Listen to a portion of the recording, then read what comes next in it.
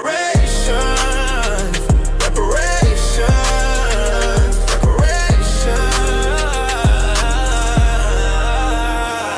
Black faces in high places, representing you and me. Don't believe none of the legislators, nothing that they was talking about. We got a lot of information for y'all today. The young man, I see the youngest one, you're going to be the smartest of the school coming up this week, because you're going to know more about politics, reparations, and about your ancestors than anybody in the classroom. So, what we're going to do here, we're going to tell you the beginning of CJ. Back in 2020, it was an AB 3121 bill that started a study, a 2-year study for reparations. Task Force did the study, and we came up with an 1,100-page final report. Now, this report needs to be in this young man's school all the way K through 12, because as you know, there's no African American studies history in none of K through 12 here in the United States. So right now, we are working for what we call real reparations. Real reparations.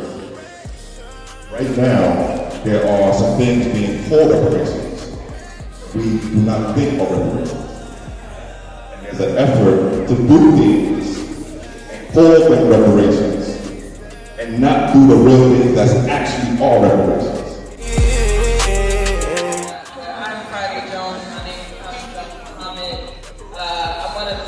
Members with Chris over here for the Coalition for Just Justice in California. We have collectively been at this, I think, for 6 years now. I am the Vice Chair of the LA Reparations Commission. Also, and you know, we are in a very unique situation in that we have a state doing reparations, we have the county of Los Angeles doing reparations, and we have the city of Los Angeles doing reparations. And I just want you all to know, I believe in the work. Families originally from New York and South Carolina. A lot of folks here from Mississippi and Texas and Louisiana and Arkansas, Oklahoma. And it has to be standing up for us. And I'm here to do that work. I'm here in solidarity with the beautiful Carolyn and with the brother Billion. We've been working together too for some time since our fight for St. LA. And I'm really glad that you all are here with us. And I see the young star, Tyreek in the building. So it don't matter how much we try to put it in our hands. The only way that we can change the system is by putting our people in and backing them and supporting them. Because when it's one fight to get our people in, it's going to be even more of a fight to make sure that they're able to do what they need to do once they're in this cricket government system. And so I just feel honored to be here. I love you, family. I love spending time with my people. And I'm blessed to be here. And thank you all for being here with me. We grew up in the 90s. That's where we grew up. After that, I left and I went to college. I went to college in Alabama. I went to HBCU in Alabama, Oakland, 7th Avenue University. That's where I went to college. And I didn't do very well there because I was far away from home. And I got homesick, and so I said, I gotta get home. Reparations, reparations. Tour across the state of California. We had over 16 public hearings.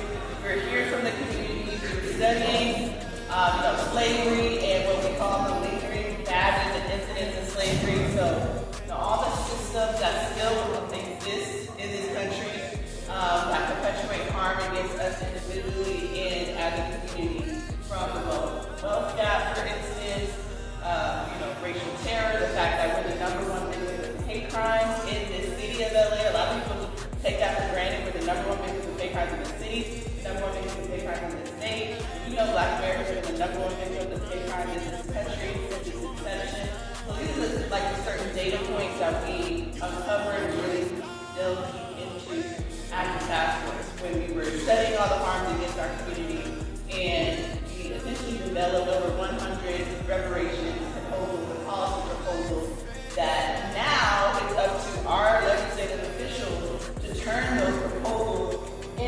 law.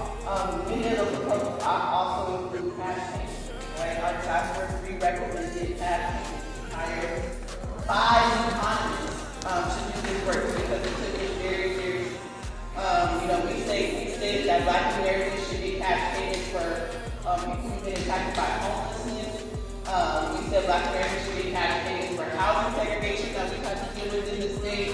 We said Black Americans should get cash payments for if you want to create businesses or maintain businesses because there's been discrimination against us in the state.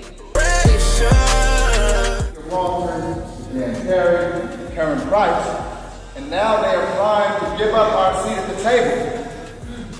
And I'm here to say, nah. Not now. Not now.